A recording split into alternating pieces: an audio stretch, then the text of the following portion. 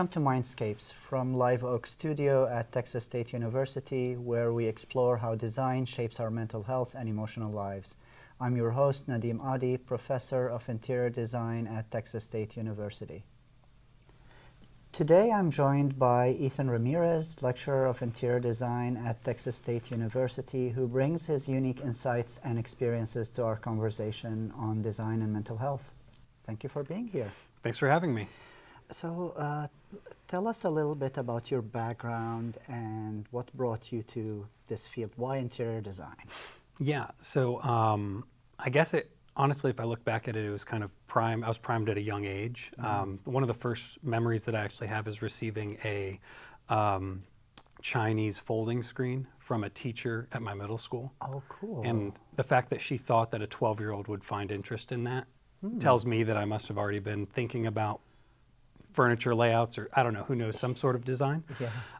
And then I actually worked at IKEA as a teenager, and so that further primed my understanding of space layouts. All right. Oh. And then eventually that led to me designing and building a series of tiny houses, kind of back in 2011. And so for a while I thought I might go into architecture.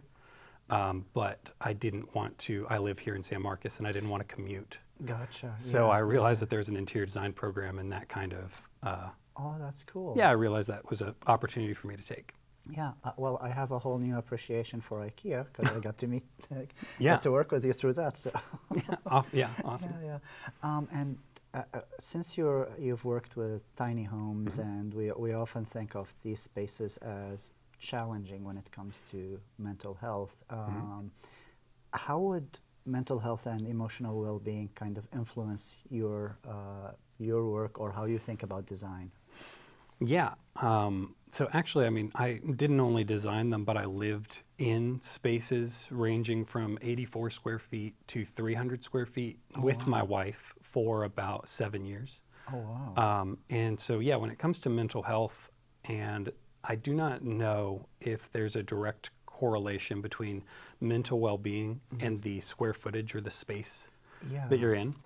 I think that it does come to how each space is designed. And so one of the things that I always talk about when I'm thinking about a typical space, because a lot of typically designed spaces can feel smaller than they are. Yeah. And that's due in part to a lack of storage because they're built for the average person. So they're never built to inhabit your own objects. And so we want, when designing space, I think having an understanding of who the actual user is, which obviously we teach that, but a further innate understanding of where the user is could help kind of connect that mental well-being regardless of the size of the space. Yeah, and I think you bring in a really cool point where with proper design, like a 90 square foot room might feel roomier than a 200 square foot room. Absolutely. Yeah. All right. Oh, wow. And was there like a moment, like an aha moment where you realized how powerful design could be in shaping the human experience? Yeah, I guess, back to the tiny house aspect of the whole trajectory of my design career, I think living and designing in spaces that are a little alternative helps you understand how typical spaces are approached. Yeah. And so that real, kind of aha moment was also through starting with smaller spaces. I was able to empower myself to build the structure. And so I think the connection with me to design and how powerful design can be is it does allow us to physically shape the world around us. And the more connected that a designer can be to their actual work, as in getting hands on it, I think they're going to get a much more deeper understanding of how powerful their designs and their ideas can actually be. Yeah, and I think you bring in a very valid point of the ins and outs of the design, building, realization process, and the step of making in between. I think that's a very powerful tool for a designer because then you have a whole new appreciation. Well, why are you using a nail versus a screw, for instance, and all of that. Yep. And unless you were at a point where, okay, you used a nail, ruined the wood, and realized, oh, I should have used a different thing, then that doesn't really crystallize within, well, I won't say design school, but it doesn't crystallize in the theoretical field. Yeah, and I mean, not to expect everybody to get hands on their designs. That's not realistic. Oh, fair enough. But I think having some sort of connection to some part of your greater design story, whether that's a session in a volunteer role building some homes, or going and taking a workshop on furniture construction, or even just making models or making art based on your designs, just getting your hands touching something. Nowadays everything's so digital, and I do think that affects things negatively. That's true. I have a whole appreciation to our teachers at the time who told us, no, you have to gain some flexibility in your fingertips by manually drawing, not just sticking to the computer. Yeah, absolutely. From your perspective, like, what types of spaces do you think support mental well-being, and which ones don't? Sure. Yeah. I mean, obviously, we have some understanding of things that are, generally speaking, helpful for mental well-being. Things like, access to natural light, an understanding of contrast within a space. If things are confusing to the eye, they can be disturbing or anxiety-inducing. But I think some things that we don't necessarily think about are actually how the use of shadows could be helpful. We oftentimes hear things like, or especially in school, we hear people or young designers say, I want to design something that is bright, open, and airy. And if I had a nickel. Yes. And so my design practice is focused on understanding whether or not dark, heavy, and closed spaces are inherently bad, or if we just don't see good examples of them. All right. Because we might think that things that are dark and heavy and closed might not be conducive towards mental health. That's true. My assumption is that we just haven't seen good examples of them. Yeah. Or better examples of them. Oh, and I think you bring in a valid point, because one form of therapy is the isolation chamber, which is really like it's as enclosed and dark as you can get. You don't even have a sense of gravity in that thing. So, and despite that, people say that they've had profound experiences in them. So absolutely. Yeah. Wow. I mean, if we think about the connection of those isolation chambers to where we come from, a womb. There you go. There's a direct connection to that sort of closed. I've never thought of it that way. I love that. Take it back. No, that's fantastic. I think it might be kind of, as you mentioned, us kind of longing for the simpler days, maybe, or something like that. Oh, that's fantastic. No, that's wonderful. I think these are fantastic insights, and I thank you for them. You're watching Mindscapes. We'll be right back.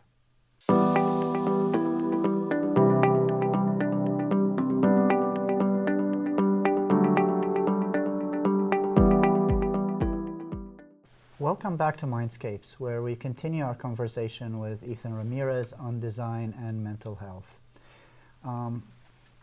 Ethan, are there any kind of specific design elements like light, layout, texture, that you think are the biggest contributors when it comes to mental health?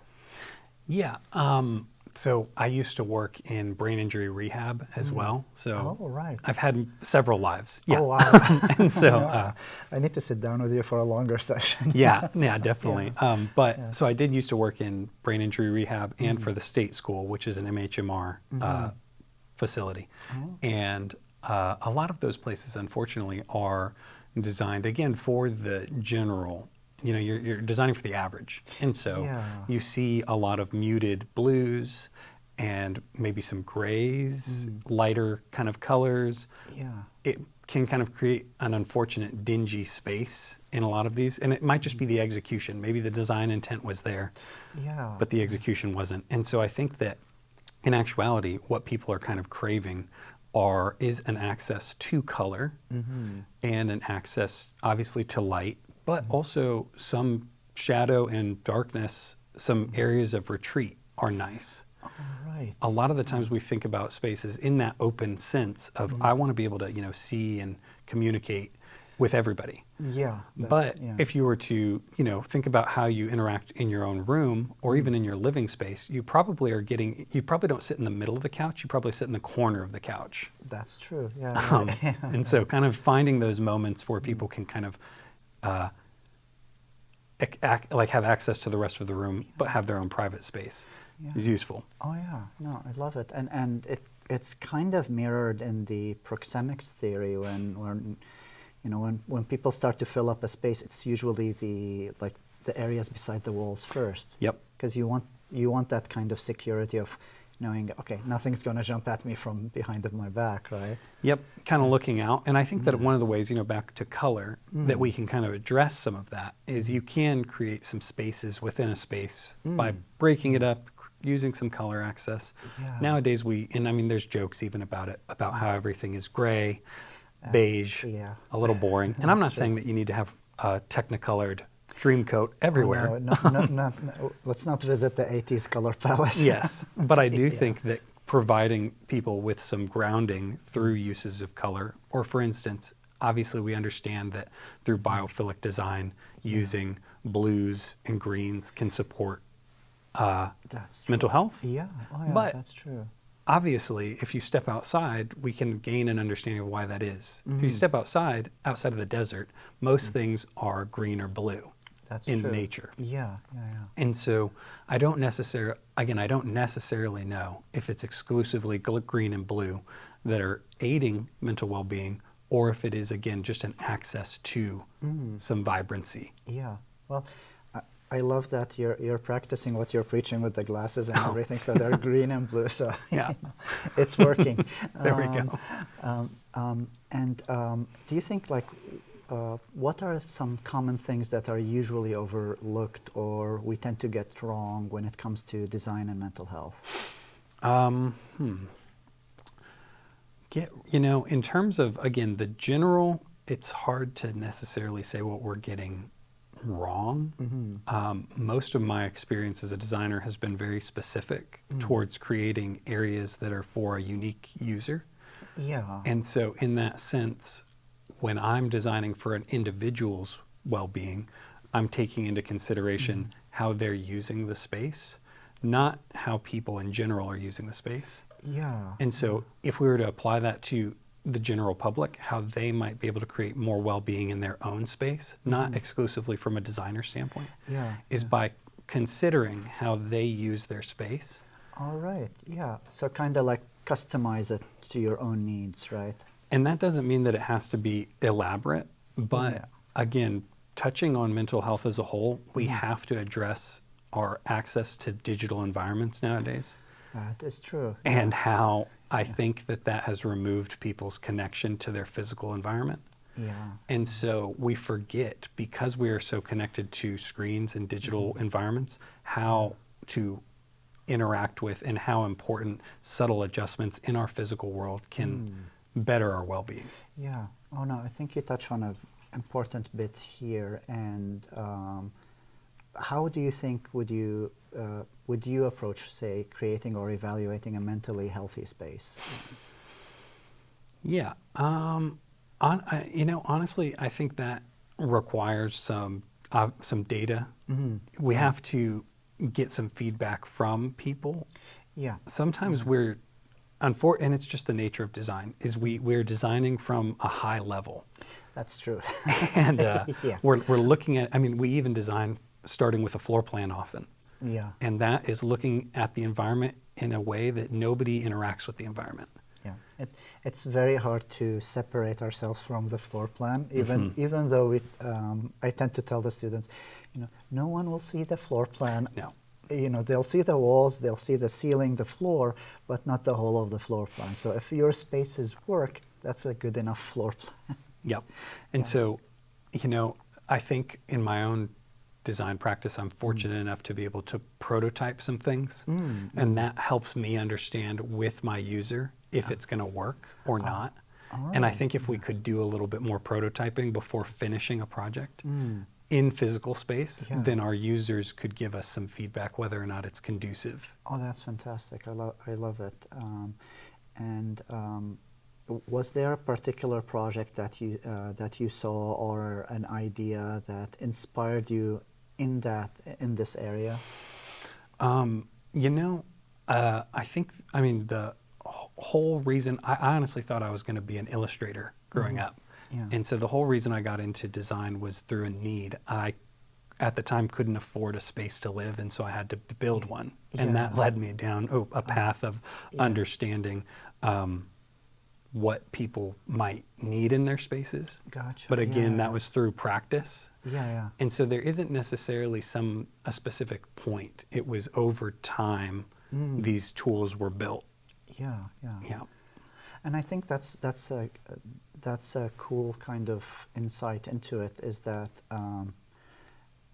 there is no kind of, okay, here's a list, do this and it'll work. Like there's, I wish it would make our life so much easier. The students wish. Yeah, exactly, too.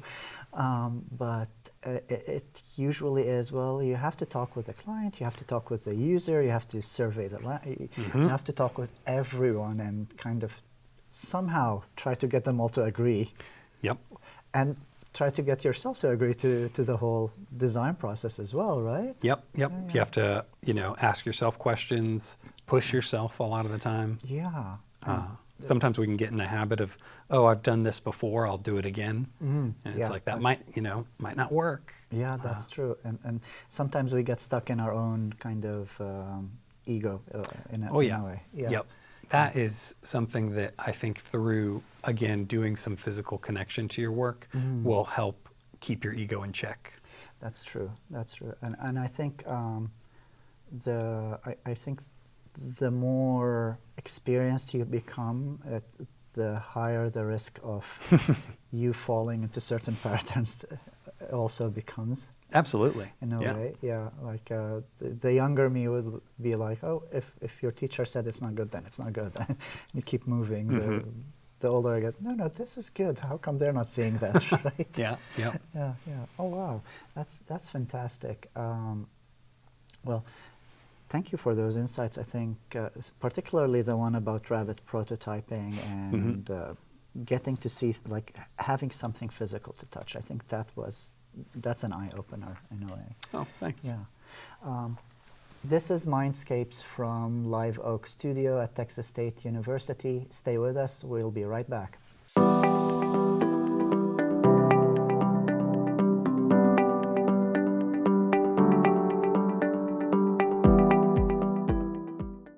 Welcome back. We're here with Ethan Ramirez, exploring the connection between design and well-being.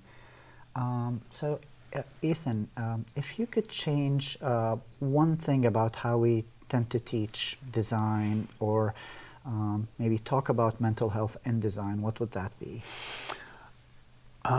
Let's see. In terms of teaching design, I think that there is an innate challenge with teaching design because it is unfortunately a practice.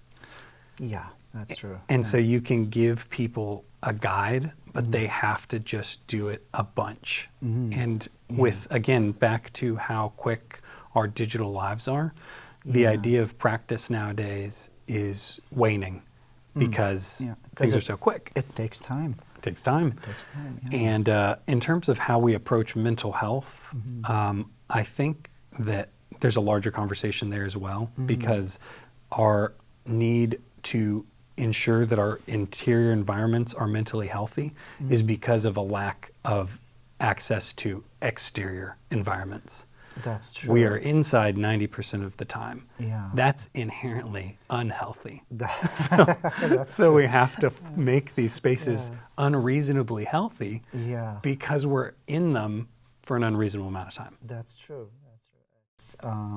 kind of when we found out where that, okay, you need to stand up every now and then and not stay seated for 8 hours at a time. Turns out. Yeah, Yeah. yeah. So maybe it's the conversations or the lifestyle that most people find themselves kind of stuck in, that is one of those things that we need to kind of address as designers, right? Yes, and honestly, through when I was living in a tiny house, now I live in what we would call a small house, but an actual tiny space, it encourages you to go outside more because the interior environment is so restricted.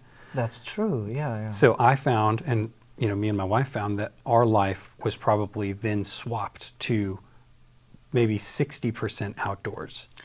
Oh, okay. Because we were cooking on the grill and eating outside, or cooking or brewing our coffee in the house and then sitting outside to enjoy it. Oh, yeah.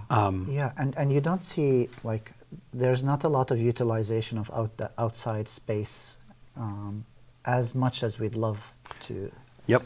Nowadays, Yeah, I mean, even when I'm working with clients on residential spaces, they want a interesting second-story balcony to enjoy their coffee on. And I am thinking in my head, you might want to spend that elsewhere, because the chances of you going downstairs, brewing your coffee, coming back upstairs, out to the second, pretty rare. Oh, yeah. You're not going to use that balcony. That's true. That's true. As much as I want you to. Oh, yeah, no.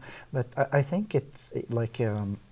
I think you bring in a very valid point of, maybe having the environment give you some subtle hints or nudging you along to, well, not like Space Odyssey Hal in a sense. Yeah, you don't want that. Yeah. But kind of segueing into this, almost in every science fiction movie, we always see like the sentient machine trying to overtake control.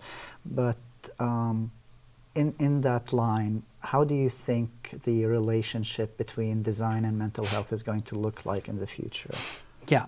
Well, if we continue in the direction that we're going, then I imagine that our role as mental health facilitators might increase, because people are indoors more.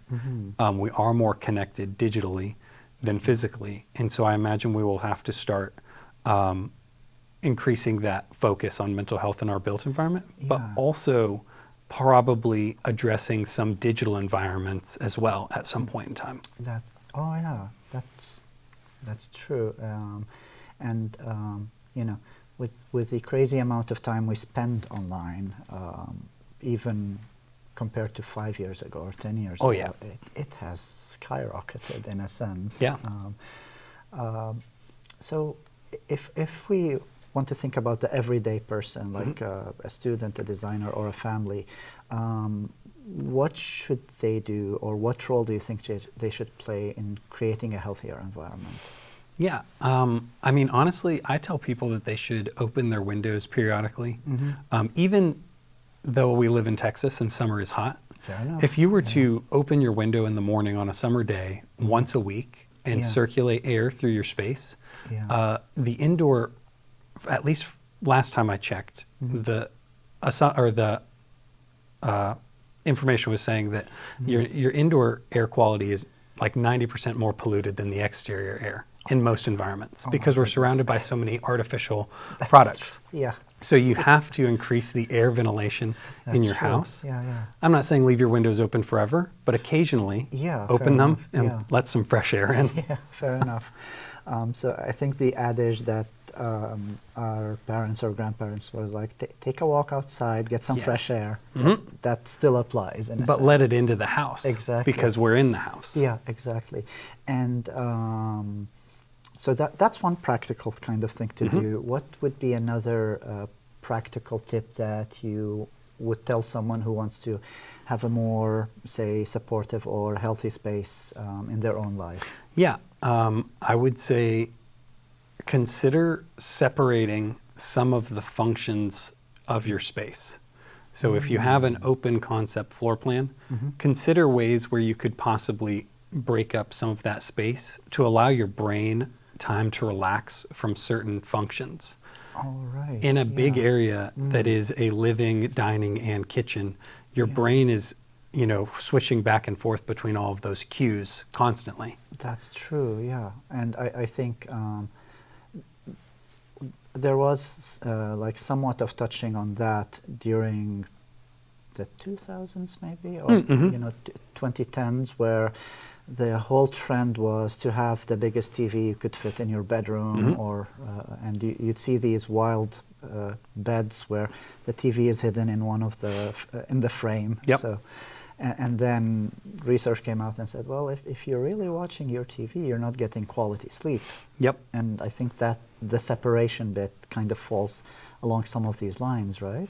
Yeah, I mean, obviously, if you're maybe a young adult or a child, you might have a desk in your room. Yeah. But if you are of a certain age, or if you live alone, finding a different space for that desk or TV rather than next to where you're sleeping can help your brain regulate what it's doing when it's in those environments. Yeah. If your work is right next to your sleep, or your food is right next to your sleep, or vice versa, then it can be challenging to switch back and forth. Yeah. And I understand that not everybody has those opportunities. Again, I lived in 84 square feet. I know about space constraint. Yeah, no, fair enough. Yeah, but no, I think like it's an important bit to kind of touch on, because if you have your lunch on your on the table you're working on, you don't get the satisfaction that if you just took a few steps away and sat on a different table and had that lunch. Yeah. And the setting is pretty much the same. It's just that I'm not staring at work-related things. Yeah. Right? I think another way that you can also think about that too is even just breaking up some of your habits. For instance, sit on the floor in your living room. Oh, yeah. And see how you connect to your space from a different perspective. That too, yeah.